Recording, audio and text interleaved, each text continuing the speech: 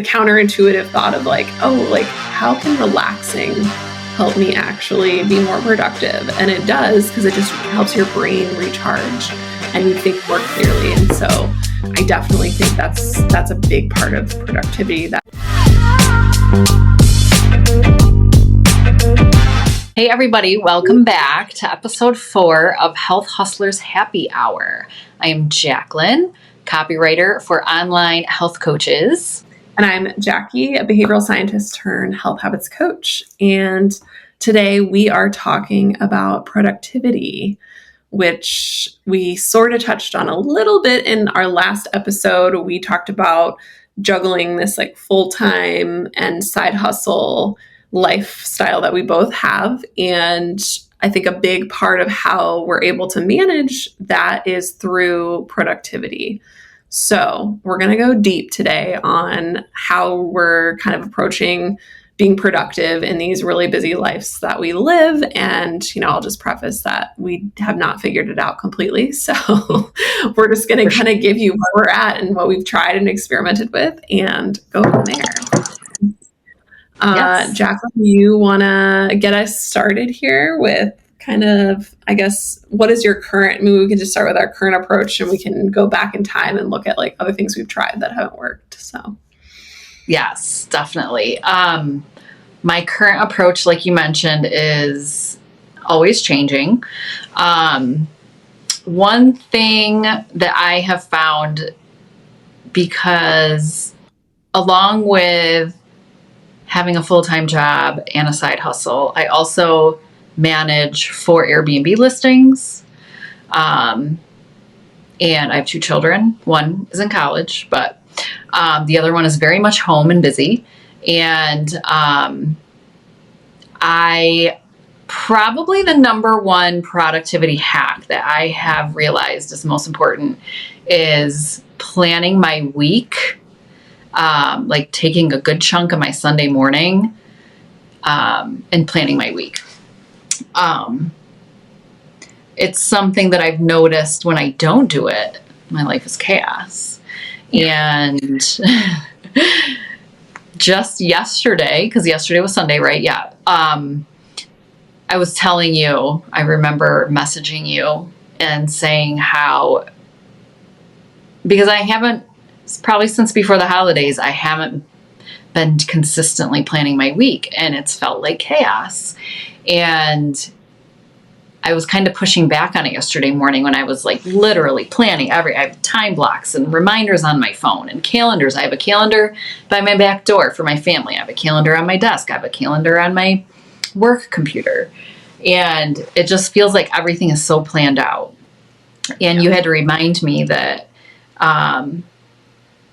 yes, it feels that way, but when it's all planned out on paper or on a digital planner, it's not swirling around in your brain. So, and of course you were right. And today I feel, even though the majority of my day today was all planned out, I feel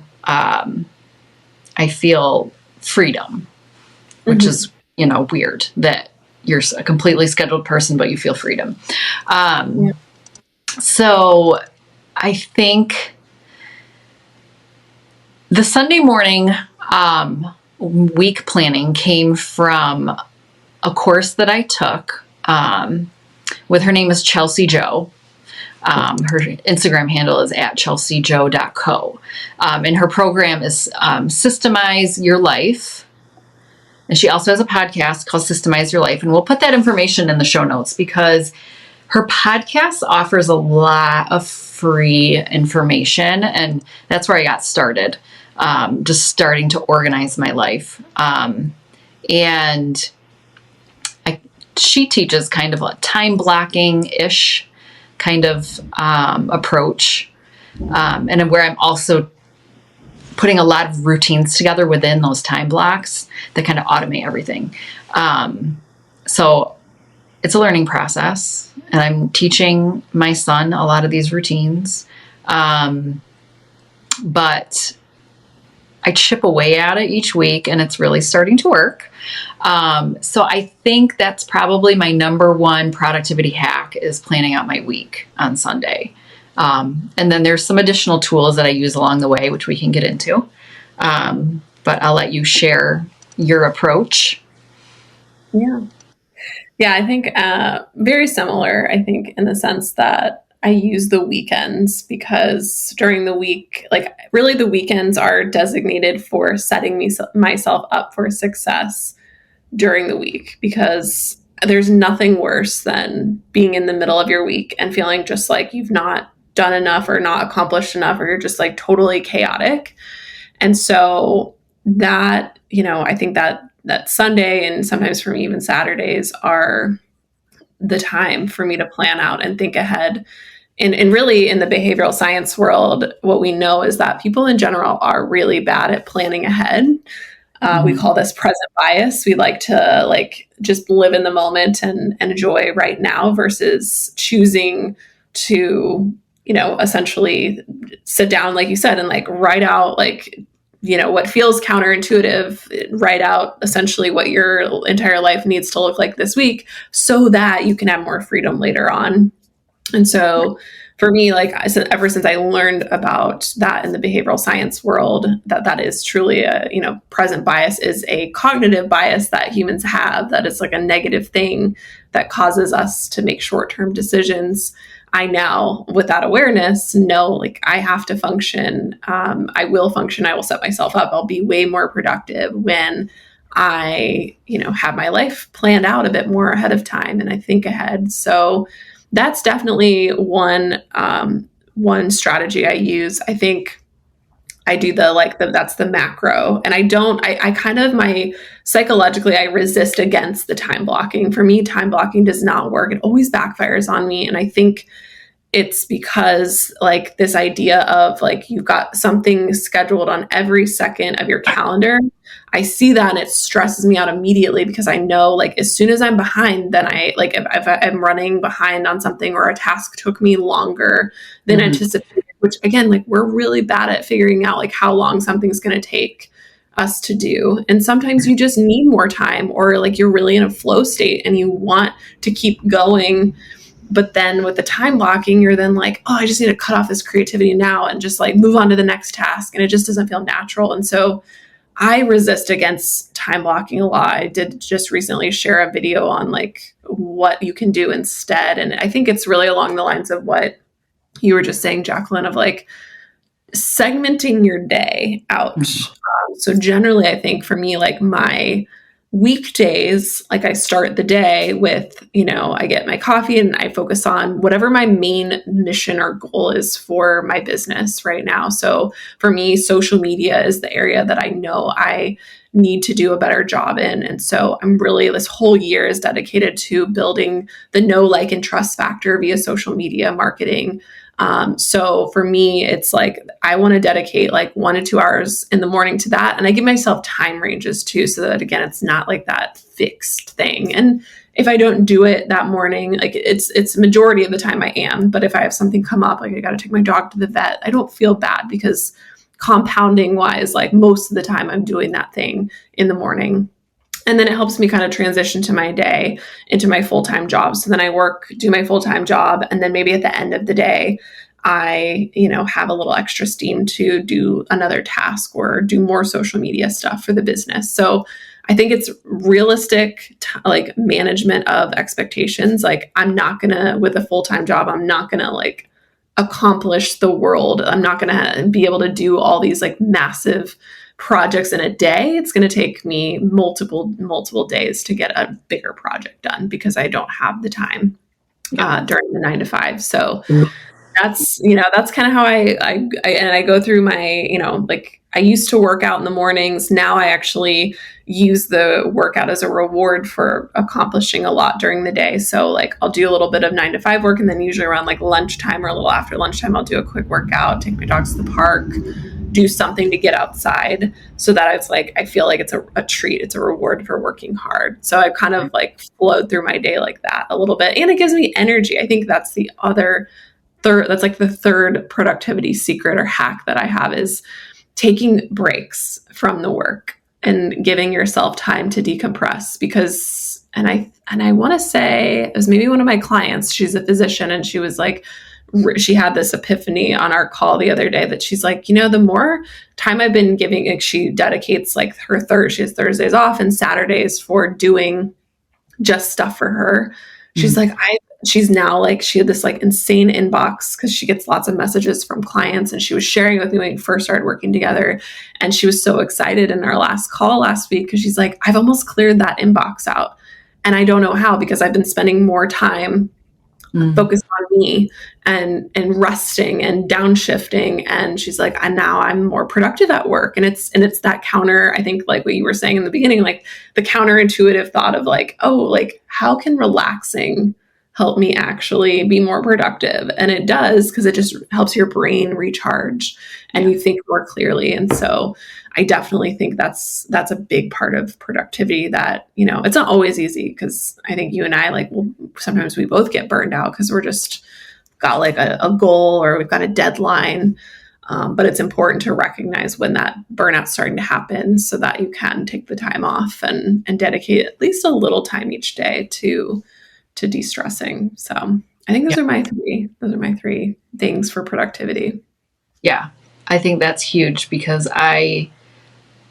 even with my 9 to 5, I can sit down, and part of one of my tasks is answering a corporate mailbox, and I can, you know, I can really laser focus and blow through them. And then it's a good 2 hours in, and I'm, you know, it's counterproductive for me to continue with that task, because, you know, I'm making mistakes, or I have to read something 4 times to understand it. And that's when I know, okay, it's time to take a break and do something different.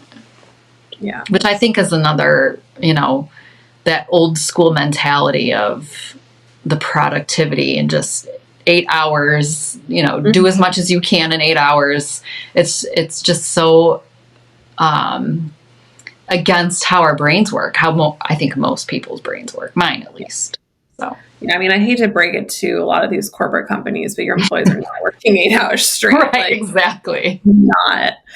It's not realistic. And a lot of those people are just sitting at their desk to just check a box to have visibility. And I know that's why companies want people to come into the office again, because they want, I don't know. I don't know. Like, they're saying one thing, but I know what the reality is of like why they actually want people in. And it's just to suck them back into the culture. But again, that's not healthy for people, I don't think. But I do appreciate, you know, companies that are at least doing the hybrid option. I think that makes a lot more sense. Because like I think we were talking about it in the last episode too, like your day in the office. I think Jaclyn, yours is Wednesday, Friday, or it swaps sometimes, like each week it's a little different. For me, I'll be honest, like I have been resisting going back into the office for so long. And so now I'm committing myself to doing a Wednesday. So I think from like my side gigs stuff, we just talked about this, Jaclyn, like literally I'm going to be like, I'm not going to probably do anything for my side gig on Wednesdays.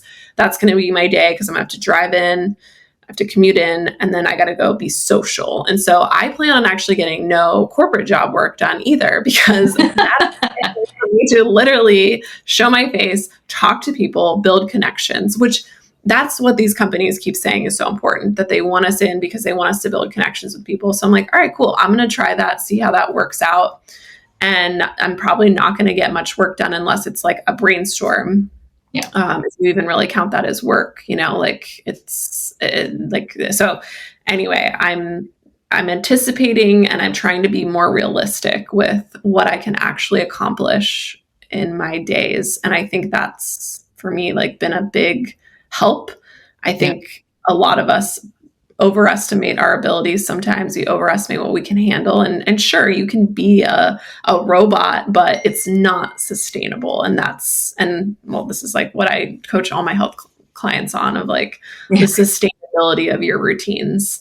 And that's actually how you build consistency versus just doing that, you know, like Monday you go balls to the wall, and then by Tuesday you're freaking like, I cannot work today, I'm so tired. So anyway. Yes, absolutely. So what are some of the tools that you've been using? Yeah, that's I was going to say the one thing I do is, like I was talking about the macro, right? And so my micro, like zoomed in So like the macro planning happens on the weekends, looking at the full week, and then day to day, what tools I've been using, like I really love. So I've got my iPad here, and I love this Apple Pen. I was a little skeptical when I bought it. Like, this is probably, I'm not going to use this. I friggin' love this thing. So just in the Notes app on my iPad, I like write out, like I can actually handwrite things. So I create, and you'll see this on my stories a lot, I'm writing out my daily to-do list. So I kind of know, like, because I've already done the work on Saturday or Sunday, planning out the macro, now I can zoom in and be like, all right, what are the, like, if I have this one goal in my head, what are the behaviors that and I'm like, I feel like I'm talking about, like, I'm like talking to a health coaching client right now. Like, what are those behaviors that add up to that outcome goal, that project that you're working on or whatever. And a lot of times it's not super crystal clear, right? Like if my goal is like my whole year is like my main focus is social media, building trust and creating quality content, then that's like that's a year-long thing. So it's hard to like, so anyway, I basically have to like create milestones for myself to then create behaviors around. And for me, I know that the behavior is like, I just got to do the thing. I got to do brainstorms. I got to actually create, I got to edit. So I have like a general sense of like, what are the specific topics, the things that I need to do on a day-to-day basis that are the behaviors that will add up to those results.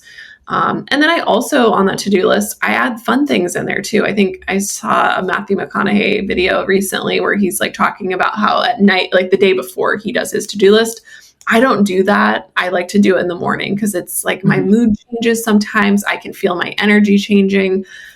So I think that's why I like to do it first thing in the morning while I'm sipping on coffee. But I think including, working out, taking the dogs for a walk, making dinner, like the human things that also have to happen outside of you running a business or being a full-time employee, like those things need to be on that list too, and enjoying free time. So I know, again, it sounds like really, like you were saying, Jaclyn, like counterintuitive, like I gotta like tell myself to have free time. And like, that's so counterintuitive, or just sounds like so micromanagey, but trust me, it's just like, if you have it written, I think it's just the idea of like, you write something down, you're more likely to follow through with it, which there is some science behind that. So I won't bore you with those stats. Well, you know me, I love that stuff. But. I know. So tools, the iPad, the Notes app, creating the main tool is just like creating a daily to-do list. We can talk about Notion. We just started using this tool, Notion, that has been like mind blowing. I hired this girl to help me with social media, and she's like having me use this tool, Notion. So I share it with Jaclyn. So she and I have been getting like super nerdy. I am someone that comes from the UX space, like UX design, and I've never experienced a tool that's so intuitive, in the sense that like there's so much going on and there's so many mental models there, but like I just really love Notion. Like I think we were just talking, like we picked it up a few days ago and we're like already like balls deep in it, like very, like very like, okay, I think this is going to work. It's going to help us with project planning, task management, those to-do lists, and planning our meetings together, planning stuff for this podcast. Like it's all there. So I think Notion's been another really awesome tool. I'm trying to think if there's any others that I use in particular, for productivity in particular, but yeah. No, Jaclyn, you probably have way more than I do. So you tell me what tools you're using. No, I mean, not really. I try to keep it as simple as possible because I've gone down that road of like all the things. And then it just becomes too much. It's like too much to update.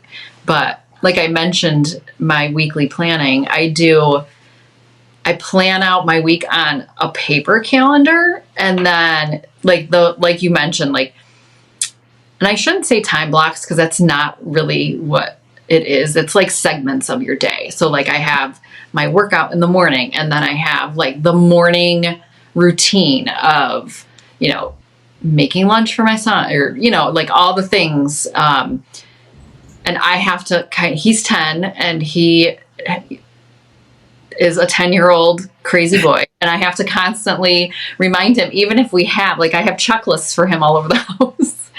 But I have to remind him, buddy, go through your, morning checklist, make sure you have your Chromebook, make sure you have your lunch, make sure you have your water bottle. So, all of those little routines are in our morning like chunk. Can I also really, I don't mean to interrupt you, but I just have to say this for all the women out there that have sons. Like, if my husband had learned how to do this growing up, I would be so happy, because I literally feel like he's like a 12-year-old boy and I have to tell him exactly what to do. So the fact that you're training your son on how to do this for himself is glorious. It's so amazing. Well, my husband is the same. And I said, if there's one thing that I will do as the mother of a son, is make sure that he grows up to be the type of man that a woman wants to marry. So, I mean, it's obviously a constant work in progress. And like I said, I have to remind him just to look at the checklist. But I know, that it's just something that it's just going to have to develop over time. And he's improving really well. And not to mention, I'm 45 years old and I still can't follow a checklist half the time. So, but just knowing the checklists are a good tool. So I have a paper planner, and then it goes from my paper planner, reminders go onto my phone in my Google Calendar, because I have different days that I have to pick my son up from school, from his after school stuff. And then there are different days he comes home on the bus, and it's different times that he comes home. And so I need a reminder. So I get a reminder to like remind me when my son is coming home or if I have to pick him up. And other than that, like I said, I have the family calendar by the back door for everyone to see what they're doing. And because I do my meal planning right in my weekly, the paper calendar, but then, I'll do the Instacart, the Amazon subscriptions. And then for Airbnb stuff, I have like a bunch of software I have to update all the time. So I just have a little folder on my laptop that I click in and I know what I have to do. So I've tried to simplify it as much as possible. And now the Notion, which mind blowing. I think that's going to be life changing. Your life more complicated. Like, let's use this new tool. No, but it's good because I can't, like, literally my weekly thing, like my weekly planning and my paper planner is purely home and family. And so I had to come up with something that, we share together where we can pass, and I'll just be honest. I was going to write an email and I had to like message you. What were those things? What was this and what was this? And I'm like, I have it written down in one of my 14 notebooks. And I'm like, all right, the notebooks. We talk on Boxer a lot. So like, that is a tool. So like, that's our tool, but like we constantly both like, I mean, and this is just the thing, like humans in general just have really bad memory. So I think for us, we were getting to that point where we were trying to make so many decisions, and then we didn't write them down because we're on this like, Boxer is like a voice messaging app. And so that it's so great for like daily communication. But when it comes to decision making, it's like, we've got to figure out a better system. So I think we're getting to that right with Notion. Yes. Well, and two, like we'll be chit-chatting. I'm like up doing laundry, like folding laundry, and I'm like, oh, that's a great idea. But I'm like, I'm not going to be able, I'm not going to run all the way down to my laptop and like put the note in. So this Notion is great because I can just pop into the app and write myself a note, and it'll, it integrates across all the, so I think that's going to be great. I think that's going to free up a lot of mental space for both of them. I agree. I know. I kind of like, it's funny because Notion, for anyone that works in corporate, it's like a wiki, basically. And so a little bit in the beginning, I was like, oh, like I was kind of resisting against this, like over planning. Cause I think there's that balance too. And when Jaclyn and I've talked about this too, and there's procrastination where it's like you overly try to plan and you overly detail every little thing out instead of just doing the thing. And so I was worrying, I was like, maybe that this is going to bog me down too much. However, I think that's also, so again, it's like a balancing act of like not being overly prescriptive and overly detailed, similar to the time blocking where I just find that to be overly prescriptive. So I think it's finding that balance of like, okay, we can make our Notion board as detailed or least detailed as we want it to be to fit our style of work. Yeah. And so I think in general, regardless of the tool of Notion, I think that's just like a general approach, is making sure that it's not becoming your planning process isn't becoming so mundane that it's preventing you from doing the actual work, right? And that's where I think we talk about like Sundays are good for like doing the mundane planning, or a weekend day, and then the actual work, like hit the ground running, do the behaviors, be living in the action on the Monday through Friday, right? So I think those are. Yeah, I'm definitely one of those. I'll get stuck in the weeds of like planning, like, ooh, look at these new highlighters, and look at this new planner, and look at this new like Notion. I could have dug into that all day yesterday, and I'm like, okay, I just need to get the information in there and get it scheduled, and then I have to walk away. So, yeah. Well, I feel like this is like why we're a great partnership too, because I think I'm not, it's not like I don't like to plan things, but I think sometimes I'm very like, just sit, like, just do it. And I don't, then I like, I'm like, okay, but to what extent am I like, how does this map out to like my actual goal? Yeah. So I think it's nice that we both bring these different perspectives, and it's bringing us a little bit in the middle of that, again, that balance, that happy medium, where I think like a little bit of planning does actually really help versus just being only action oriented. Because you can do something all day long in it, but if it's not actually going to get you to like, you could be on the wrong path completely. And so it's good to, zoom out a little bit sometimes. And then for those that to stay zoomed out, figuring out how to zoom in too and get to work. So I don't know. Yeah.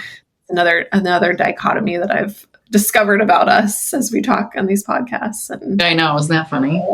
Yeah. Just creating balance.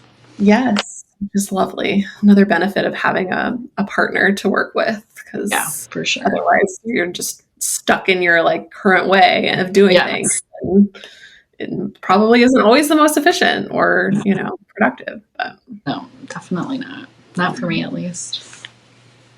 I was also thinking, as we were both talking, productivity, I think, is also related to health. And I think both of you and I were both, we're saying like working out. So I think it's like, getting good sleep, exercising your body, moving your body, and eating right. That's going to improve your productivity in life, because you're fueling your brain the right way. You're giving your brain all the right things. You're just going to feel better. You're going to feel more energized.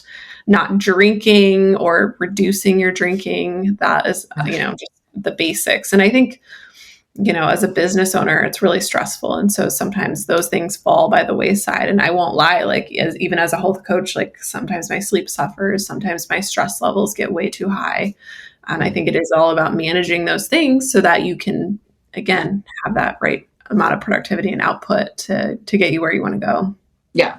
Well, I think, and that's ties us back to, and when I was working on your brand voice guide that I'm working on, I mean, I'm a firm believer in like health is the basis of everything. And I'm sure you feel the same way, obviously. Yeah.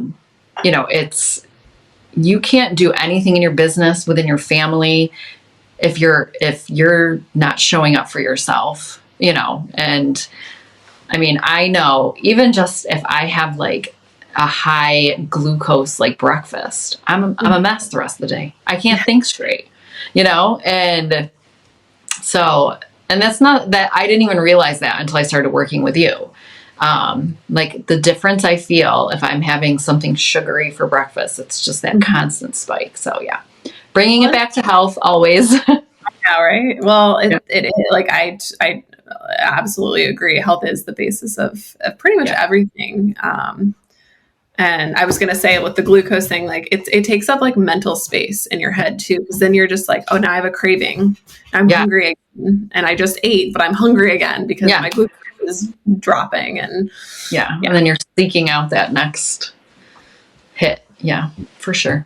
Yeah, exactly. I think, and then to that, I wanted to share an analogy with this, like filling up your cup, filling up, doing things for you so that you can give more, you can scale yourself more. I think my physician client was just telling me this too. I can't remember who she said it came from, But it was the analogy of like, the champagne glass is all stacked up and you fill that first one, the top glass, and then it begins to overflow and fill up the other glasses. Like, I think that analogy really hits home in terms of you got to fill up your own cup first if you're going to make a difference, if you're going to scale yourself. And I think especially with what we're doing, with what all of you all are doing, trying to manage all these different balls and all these different courts, you got to go back to number one at the end of the day. And so just another reminder that your health is incredibly important, and don't think that you shouldn't take care of yourselves. I think, I see it a lot where people can get away with it for a bit. Mm-hmm. It always does catch up. It will always catch up. So yeah, make time for yourself for sure. Yeah, I think it's becoming more top of mind for people, especially after COVID. I think people and just everyone's slowing down during, lockdowns and everything. You just start to realize how important reducing your stress, keeping yourself healthy, because ultimately we can't run from viruses for the rest of our lives. You know what I mean? Like the best way to stay healthy is to, those every day-to-day habits. So yeah, I totally agree. I think I know Joe Rogan's controversial, but his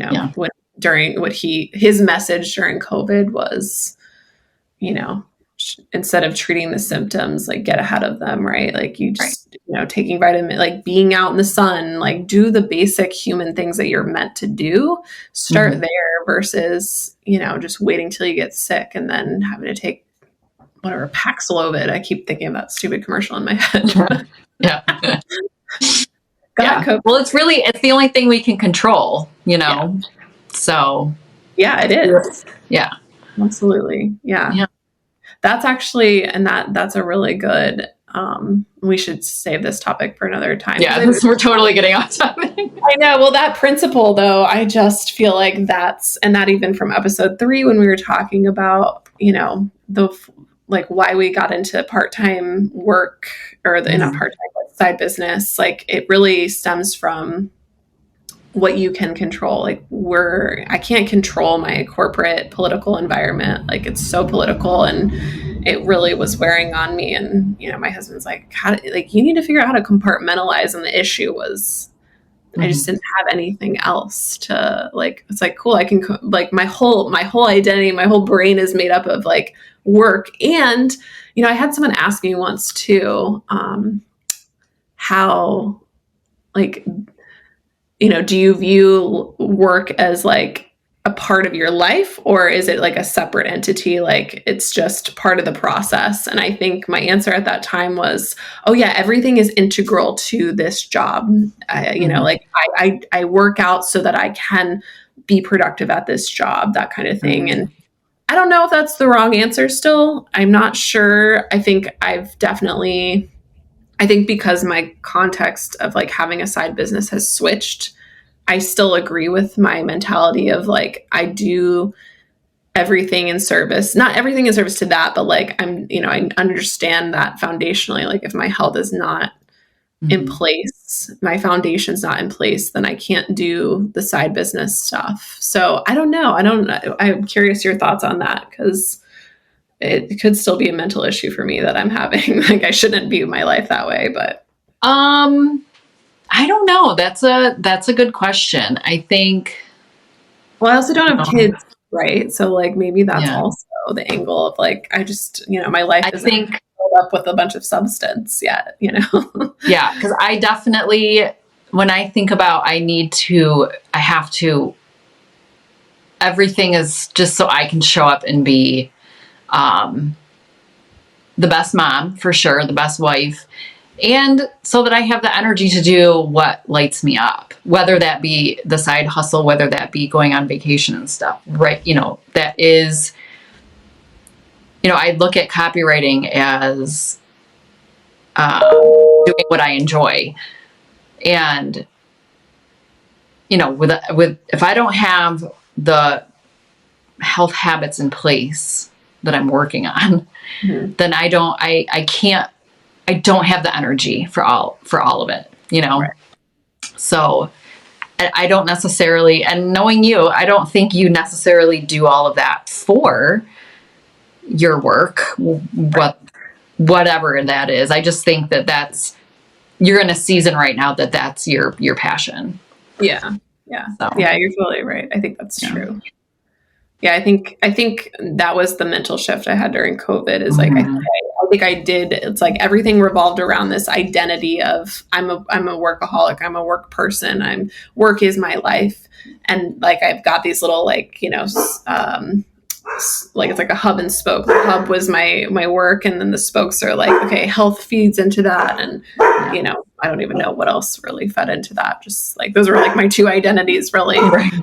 And so I think COVID helped me kind of like, all right, realize like maybe the hub is actually it should be my health, my well-being, my just like my livelihood. And then the spokes are now like the side business and maybe a little bit of the full-time work. Like I don't, it's not like, I think the spoke for side business is a lot bigger, but still more into my happiness than anything. Right.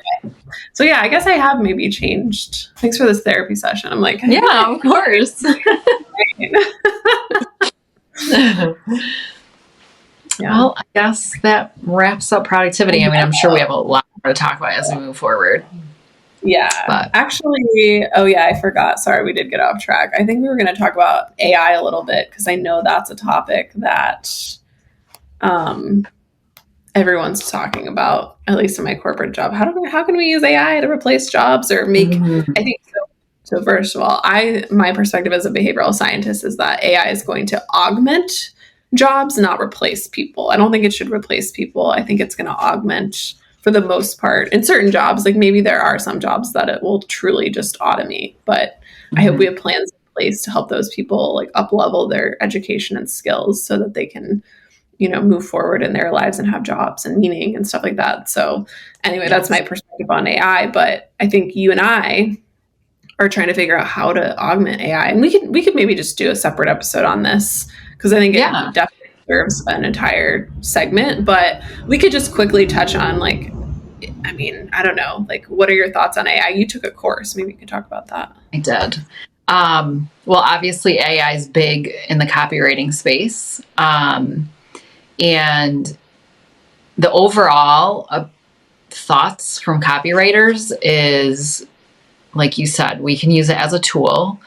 It's never, as people are starting to kind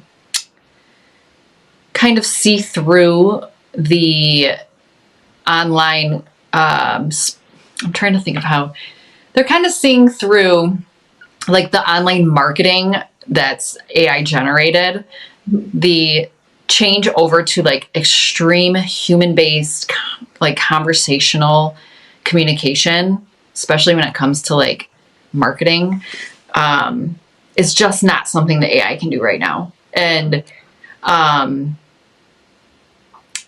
like I said, I've used it as like an outline, but I just haven't seen ChatGPT in particular create anything that I would put out there as an email without probably tweaking at least 50% of it. Yeah. But I think it's absolutely beneficial on like admin tasks. Yeah, that's true. Yeah. I think you're right. I mean, the human side of it lacks because it's just, it's not there yet. And I don't know if it'll ever really fully get there, but I do think you're right in terms of it can help us with brainstorming, getting like, it's a good starting point. It's almost like having, an artificial brainstorm session with a group of people where you can just keep spitting out, new prompts to it and it'll help kind of evolve. Cause I don't think I've ever like taken a name or, even like a full, like you said, like you usually have to edit most of it, like, but it will give me ideas that lead me to a nice name for a product or a service or like a webinar or something. So I think there's that, which is helpful in that sense. And I know I don't know, I'm still figuring out like other ways that, like, I guess the other thing with AI is, and I think of it as like automations too. Like, I know it's not AI, but like I use Zapier and with Active Campaign, my email marketing tool, like there's automations I create. So in a sense, like I also bucket it under that of like it's automating what are the, like you said, the tasks that it can automate. Like I love that. Like the less I have to go in and like manually add people to email lists or add them to a funnel or something, like that's amazing. But those have been in place for a long time. It's not like the ChatGPT or Gen AI that we've been seeing as like the real, what people really think of AI as. So definitely automations are great, but yeah, this newer AI is different in the sense that we want to believe it's going to humanize, like we can replace human jobs, but I don't think it can. Not yet. No, I don't either. No, definitely not yet. But I think it's something we can, because we've had long conversations about that. And I think it would be a good episode to dig into how both of our industries can use AI and where maybe AI doesn't belong. So yeah, absolutely. That's a great. Yeah, let's definitely have an episode on it because I'm like, my head's already spiraling. I could go very deep on this. And actually, we should talk about too, maybe we'll do this as our next episode, but you talk about what you learned in that course, because I think that was insightful to me of like reprogramming, like how to basically like program ChatGPT based on like your target market, right? And you like feed it like, hey, I need you to do this for me with this information. Like I'm not even describing it right, but we can get into that because I think for all of you out there that are trying to figure out how to use AI to be efficient, I think that was for me a really cool insight. And I think we can just dig into like how we're using it in our day to day. And like you said, how we're going to see it change in different industries. And like, I'm even doing some studies for my full-time job where I'm trying to augment AI with the behavioral science stuff. And that's really cool because it's at least my company acknowledging like, okay, AI is not a human being. And we all have cognitive biases and it doesn't understand, like it understands how to spit information out about those things. It doesn't understand how to recognize when someone's experiencing that symptom and how to intervene with it. So anyway, we'll leave you with those cliffhangers. So yes, stay tuned. Yes, stay tuned. Well, thank you everyone for tuning in. This was episode number 4 and we'll see you next week. Yeah, we'll talk to you soon. Bye. Bye.